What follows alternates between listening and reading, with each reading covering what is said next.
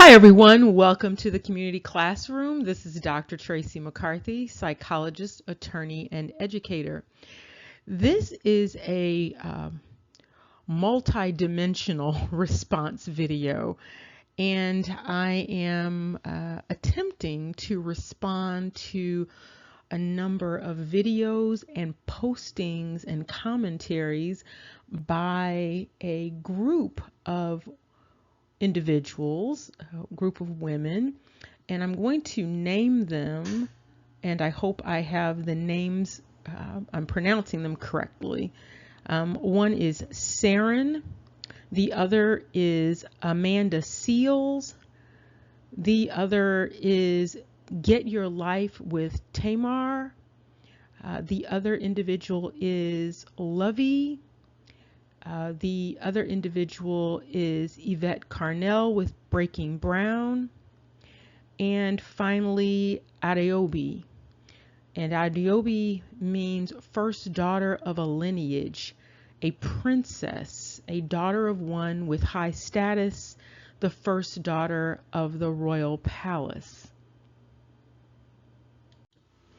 And let me just say this is going to be a series. I'm not exactly sure how many parts there will be to the series. I will continue teaching and talking until the subject has been exhausted. So let's rock and roll here. Apparently there are conversations that are going on between various individuals that I've just mentioned. One, Adobe wrote an article, and it was my great-grandfather, the slave trader article. And there have been a number of responses to that and some other side conversations that are tangentially related to that, and all pretty much under a discussion about what is known as Pan-Africanism.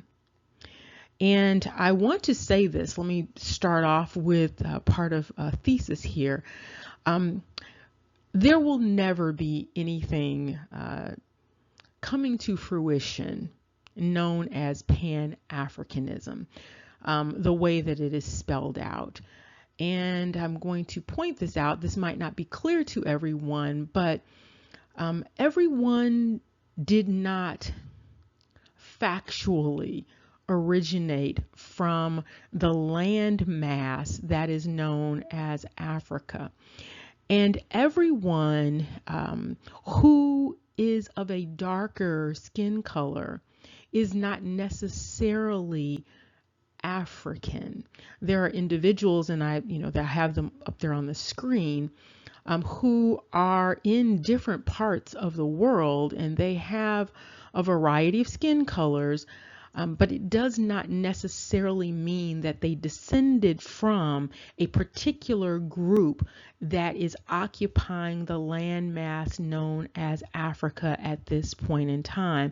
As a matter of fact, those who are at the far western side of what is known as Africa, the theory is that most of them, if not all, migrated there from the east, and for some of them the migration took place from what is now known as the Middle East even. And so there are some theories out there about where human beings came from, how human beings originated, but there is no clear-cut consensus about that. There are a lot of theories out there, and I have some terms, concepts, issues right under that thing that says race is not ethnicity. That is Gila, Perry, and lupus. And I'm going to get into that in a subsequent video. We're going to keep this screen the same, hopefully, for this series. And so what we're going to focus on in this particular discussion is this conflict that seems to be going on regarding the issue of ethnicity and race. I'm not sure what's going on in the college classrooms and high school classrooms that this is even a question. at this point that whether or not ethnicity and race are the same things. And it's really interesting because some people have identified that they actually studied as their major African American studies or African diaspora studies, and still are articulating confusion about the distinctions between race and ethnicity. And for the most part, the programs in African American studies or Black studies, they tend to have a very sociological or anthropological foundation. And so the idea that there would be this confusion given that foundation is a little unusual. I'm not exactly sure why that confusion is existing, and I suspect that something else is operating here. So let's talk about this issue, this distinction between race and ethnicity. First of all, one of the things that has happened is, and it's the reason why people even believe that there can be Pan-Africanism, or its equivalent in terms of Europe.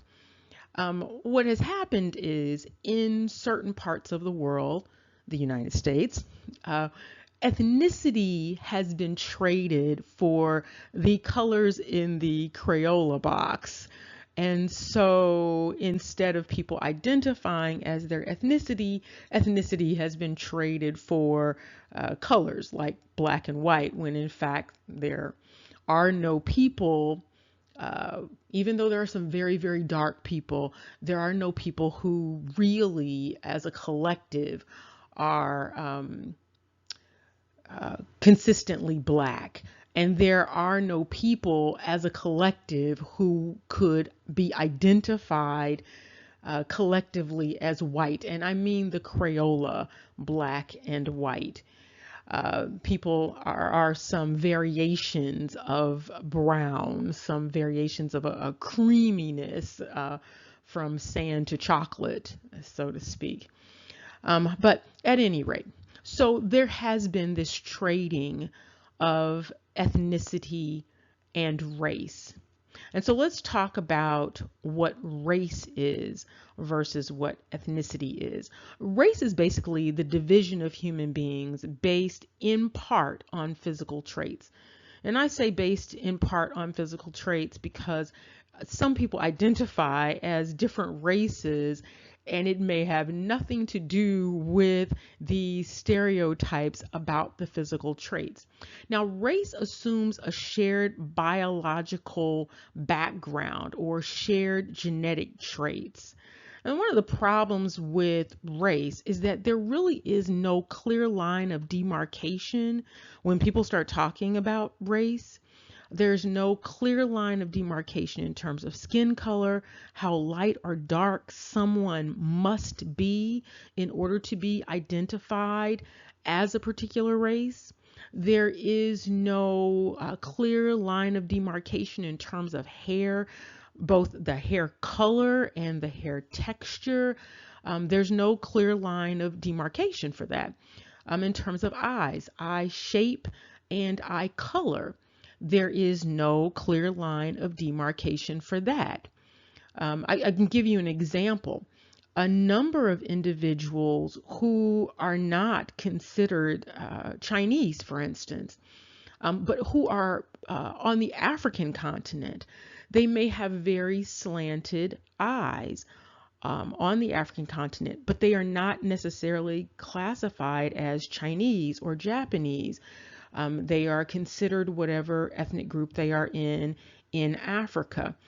And so even having similar eye shape and color is not the line of demarcation. The facial shape is not a line of demarcation.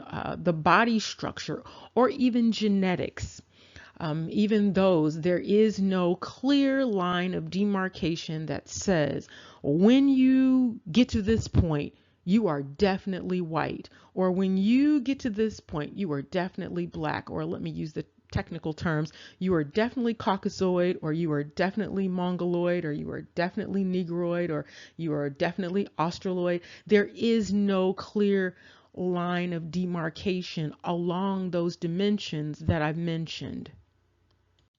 Now, I know some people will try to bring up the issue of the DNA test that a lot of people are taking.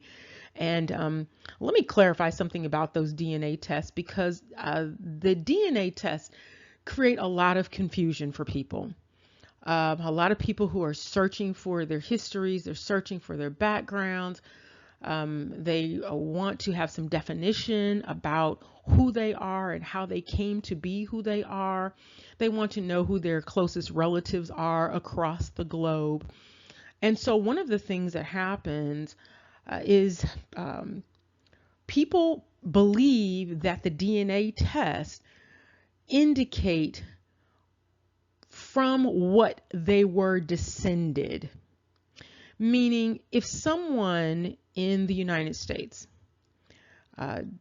they do one of these DNA tests, they get the results back, and the results say interesting things like they are 13% from Ghana, and might even give a tribe in Ghana that the person has this 13% related to. And so what a person is going to automatically think, and they've been conditioned to think this way, they've been misled to think this way, is that they came from that particular tribe, that those are their ancestors.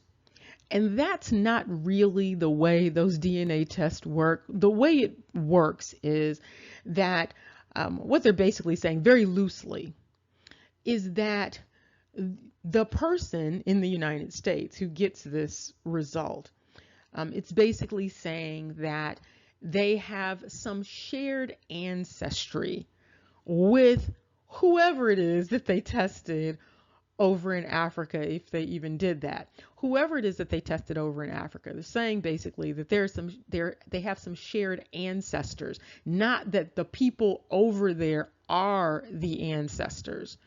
Okay, so that can be kind of confusing for people. And so it does not mean exactly what people think it means. And to speak specifically to the issue of what would be considered Native Black Americans, Indigenous Black Americans, Aboriginal Black Americans, American Negro, American persons of color, colored persons. I'm trying to go through all of the iterations of the ethnic group there. When it comes to those individuals, it can be very confusing when they get those DNA test results back, because there is an assumption that these results came from natural circumstances. Like these were the tribes that the individuals came from, and these are the tribes that their ancestors came from.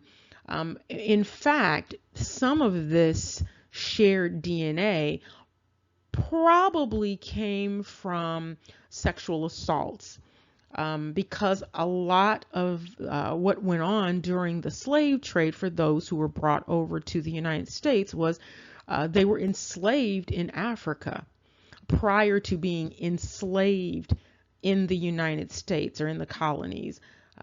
They were enslaved in Africa first, and part of being enslaved is a sense of ownership. And so their humanity was taken from them in Africa prior to ever coming to the United States or the Americas. And so some of that DNA, that shared DNA, did not come about in all instances voluntarily. These aren't always their natural family members, their natural extended cousins, so to speak, in terms of ethnicity. Some of it came about through rape, through sexual assault, in the same way that some of it came about in terms of European heritage in the United States. And I say some for a reason, and I'll get into that in subsequent series. Okay.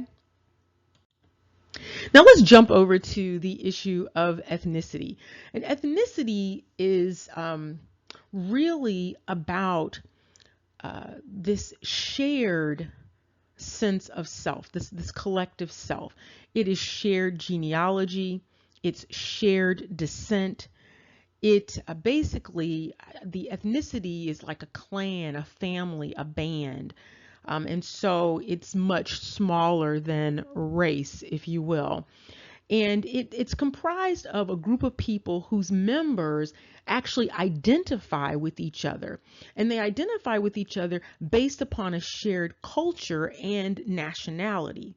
So basically, what you have in, we'll use the groups that I just listed: colored, Native Black American, Indigenous Black American, Aboriginal Black American, American Negro, American persons of color. Those individuals that come from that descent, they have a shared culture based on both nationality and region. And so you have people who are from different regions of the United States. They also have sort of a sub-ethnicity. They have subgroups. And so there is this collective shared culture. There's a shared heritage. In addition to the genealogy, there's a shared heritage. There are shared values and morals and mores and shared forms of art and music and dance and food and family relations and child rearing. All of that is distinct from individuals who might be of the same, if you will, race, the Negroid race, or people want to use Black. It would be distinct from those same things, that same cultural identity, as others who would be considered in the diaspora. So it could be from Jamaica or Trinidad or Haiti, Guatemala. It could be from a variety of places, but those cultures are going to be different, even though the skin color may look the same. There may be some similarities with hair texture, and some facial features might be similar, but the cultures are different. And not only are the cultures different, the heritage is different. And so the heritage being different, meaning that you have this cultural inheritance. The cultural inheritance is different. And even if the individuals are descended from people that are similar to people that remain in Africa today, there are still distinctions in terms of those things that I listed. And so ethnicity and race, there is a relationship, but it is not the same thing. Now, let me give you a couple of other examples of what I mean. Just because a person has a dark skin color and they even live in Africa, if they were not born to the Igbo tribe and they are from East Africa, for instance, it does not necessarily mean that they are one and the same. They are not the same ethnically, even though they may share skin color. Similarly, if you have a person who, this is an interesting issue, just because a person who is Igbo, Nigerian, moves from Nigeria to Senegal, that does not automatically make them Senegalese.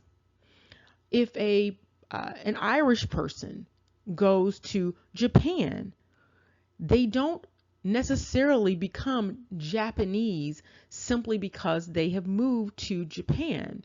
There's a little bit more to ethnicity than simply nationality. And so that's why I spelled out all of those things that fit under, in addition to language, all of those things that fit under ethnicity, because sometimes people get it very confused. And when you have people talking about things like Pan-Africanism, they don't want to deal with those issues because they have a paradigm that they're operating under, and they need race to be the overarching idea, this unifying idea.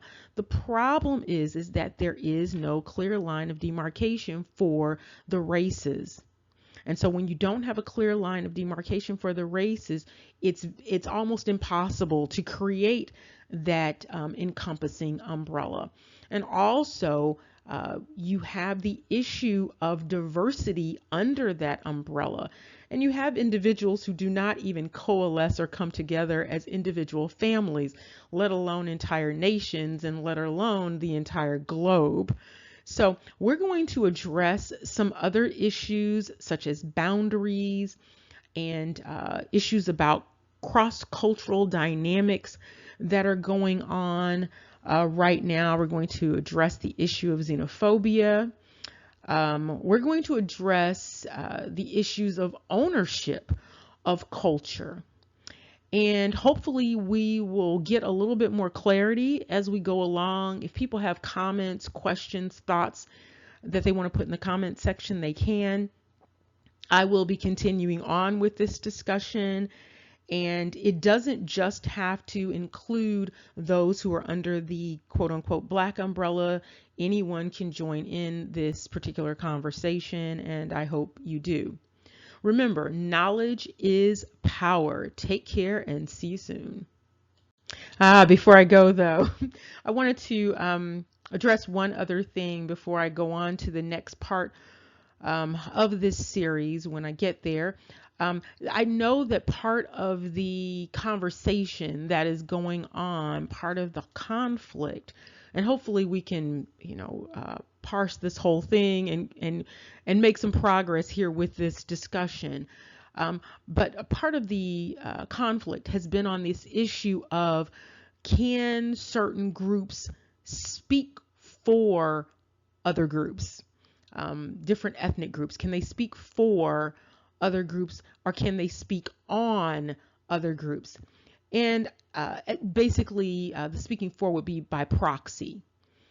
And so what I want to suggest is that if a person does not belong to a particular ethnic group, they can speak on that particular ethnic group. For instance, I can speak on any particular ethnic group that's not my own, but I can't speak as that other ethnic group. I can't speak as a Mexican person. I can't speak as a Jamaican. I can't speak as a Dominican because I am not Mexican, Haitian, or Dominican. However, I can speak on it.